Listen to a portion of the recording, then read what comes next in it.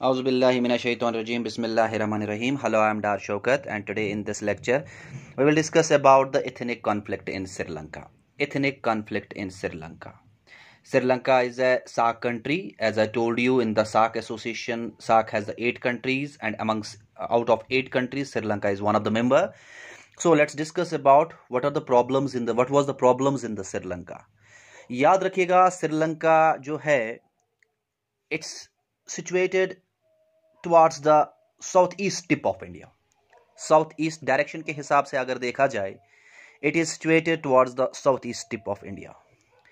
Sri Lanka is an island country and a former British colony. यानी जैसे हिंदुस्तान के ऊपर ब्रिटेन राज किया करते थे, imperialism and colonialism, इसी तरीके से श्रीलंका भी imperialized था, colonized था under the shackles and fetters of Britain. तब श्रीलंका का नाम हुआ करता था सीलोन, CEYLON. यानी अगर आपसे कोई पूछेगा कि ओल्ड नेम ऑफ श्रीलंका क्या था, तो सीलोन था.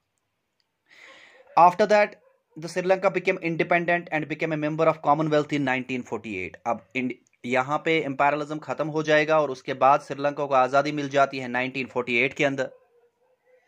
उसके बाद Sri Lanka was renamed and after made a republic in 1972. उसके बाद श्रीलंका को रिनेम कर दिया जाता. पहले सीलोन हुआ करता था, then became the Sri Lanka and then became the republic in 1972. But very unfortunate thing is that Sri Lanka has been suffering from ethnic conflicts. Sri Lanka has been suffering from ethnic conflict. समझ लेते हैं कि इस एथनिक कॉन्फ्लिक्ट को क्या है, ये एथनिक कॉन्फ्लिक्ट, और क्या नहीं है. पहले इंडिया और श्रीलंका के बीच में जो रिलेशन थी, that was the cardinal relation and good relation between the India and Sri Lanka. But in between, what happened between the two countries, there was the escalation of tension between the two countries. What was the reason behind that tension, behind that conflict which has been occurred between the Sri Lanka and India? Let's try to understand that thing, that conflict. Sri Lanka के अंदर जो political regime है, यानी वहां की जो government है, वो सिन्हालीज के हाथ में है. वहां पे एक कम्युनिटी है, that community is known as Sinhalese community. उन्हीं के हाथ में वही हुकूमत बनाते हैं, उन्हीं के हाथ में पावर एंड अथॉरिटी है. But that community was hostile to Tamils who had migrated to Sri Lanka. हमारे पास इंडिया के अंदर एक स्टेट है तमिलनाडु, यहां के रहने वालों को तमिल्स कहते हैं. सो वो माइग्रेशन कर चुके थे श्रीलंका के अंदर, और श्रीलंका के जो सिन्हालीज गवर्नमेंट थी, वो उनको सारे political, social, economic rights deny कर रहे थे. यानी उनको राइट्स नहीं दे रहे थे, उनको वहां का सिटीजन नहीं मान रहे थे. उनके साथ बहुत ज्यादा इनजस्टिस हो रहा था. इस वजह से जो वो तमिल्स है, the Tamils to resort a militant outfit, उन्होंने एक मिलिटेंट ऑर्गेनाइजेशन खोली वहां पे, that's known as the Liberation Tigers of Tamil Eelam in 1983. उन्होंने कहा कि हम अब वायलेंस के थ्रू ही अपना political, social and economic rights लेंगे. So they believed less on peaceful settlements and democracy and more on violence. I am talking about the LTTE, which came into existence in 1983 when the Sinhalese government denied the rights to the Tamil people. So the outfit has been fighting an armed conflict with the Sri Lankan government for a separate Tamil Elam country. ये जो outfit बना, यानी LTTE, इन्होंने fight start की Sinhalese government के against, जो या कहते हैं श्रीलंकन गवर्नमेंट के अगेंस्ट. कहा कि they want the separate country, they want the separate country.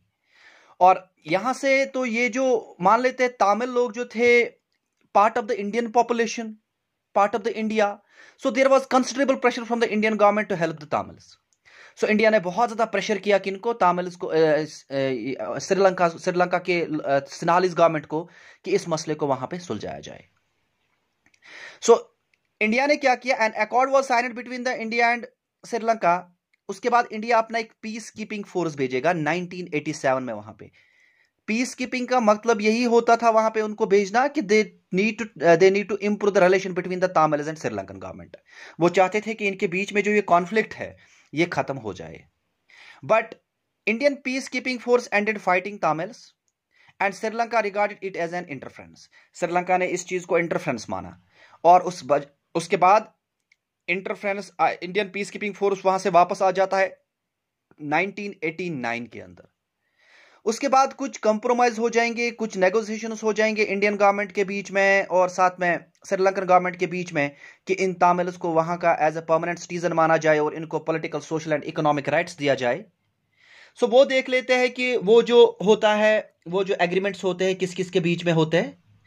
याद रखिएगा कि जो गवर्नमेंट ऑफ श्रीलंका है, they pass the Indian and Pakistan resident citizenship act 1949।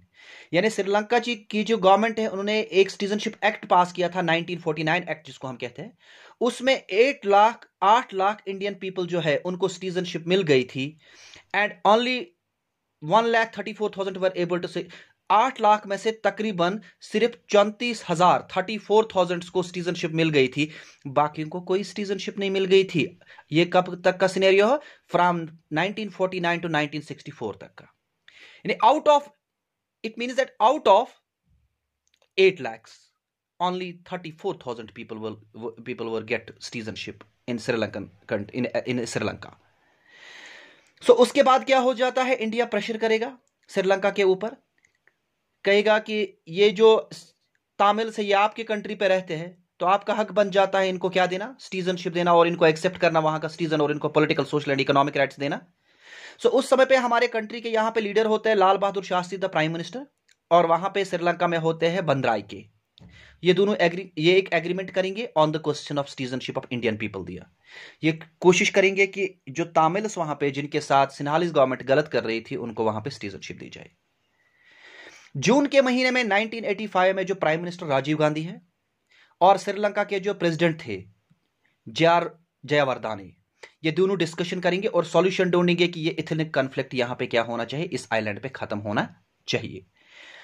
Letter on July 20, 2000 Sri Lanka president Chandrika Kumaratunga agreed to give Sri Lankan citizenship to those Indian origin Tamils who were forced to take Indian citizenship in 1964 as a result of Indian Sri Lanka Pact on the State People of Indian Origin in Sri Lanka। यानी simply कहने का मकसद यह है 2000 के अंदर Chandrika कुमाराटुंगा accept करेगा तामिल्स को वहां पे सिटीजनशिप देना और इस तरीके से वहां पे तामिल्स को सिटीजनशिप मिल जाती है। उसके बाद जो यहां पे ये LTT खुली थी, यानी जो मैंने आपको कहा था LTT का फुल फॉर्म है लिबरेशन टाइगर ऑफ तामिल इलम, एक मिलिटेंट आउटफिट जिन्होंने ये कहा था कि हम अपना बदला लेंगे किनसे? श्रीलंकन गवर्नमेंट से, अपने political, social and economic rights. उनका एक लीडर हुआ करता, उनका एक चीफ हुआ करता था जिसका नाम था प्रफाकरन। वही प्रफाकरन जो होता है श्रीलंकन मिलिट्री एक्शन के अंदर 2009 में मर जाएगा। और यहां पे फिर जो वो सिन्हालीज का कॉन्सेप्ट होता है या इथनिक कॉन्फ्लिक्ट, यानी इंडियन तामिल सिटीजन्स को सिटीजनशिप नहीं दी जाती थी, with the help of the Rajiv Gandhi and Sri Lankan president Jayewardene, जब वो डिस्कशन करेंगे और नेगोशिएशंस के थ्रू बात को सॉल्व करेंगे और उनको सिटीजनशिप मिल जाएगी और इस तरीके से यहां पे इथनिक कॉन्फ्लिक्ट जो श्रीलंका के अंदर होता है वो खत्म हो जाता है। पहली बात। दूसरी बात, अगर हम देखेंगे in spite of ethnic conflict, अगर श्रीलंका की बात करेंगे, उनका अच्छा इकोनॉमिक ग्रोथ है, लिबरलाइज्ड इकोनॉमी है, अच्छा GDP है, ग्रॉस डोमेस्टिक प्रोडक्ट, और स्टेबल गवर्नमेंट है उनकी। सो जहां पे नेगेटिव्स की बात करेंगे तो पॉजिटिव्स की बन जाती है। उनकी अच्छी इकोनॉमी है, ग्रॉस डोमेस्टिक नेशनल इनकम उनका अच्छा है और अच्छी लिबरलाइज्ड इकोनॉमी है उनकी। लेकिन ये जो इथनिक कॉन्फ्लिक्ट यहाँ पे हुआ था, ये इथनिक कॉन्फ्लिक्ट उसके बाद सॉल्व हो जाता है और यहाँ पे तामिल्स को क्या मिल जाती है? सिटीजनशिप मिल जाती है। और इस तरीके से फिर से एक बार जो रिलेशन हुआ टेनिस रिलेशन हुई थी इंडिया और श्रीलंका के बीच में, वो फिर से ठीक हो जाती है। Hope so you understood this lecture regarding the ethnic conflict in Sri Lanka. Before concluding my topic, I am requesting my all well-wishers, do not forget to subscribe my channel. The name of my channel is Oshin's Origin of Creative Energies and Neuroscience, started by Dar Shaukat. Do not forget to press on the bell icon. Thank you so much.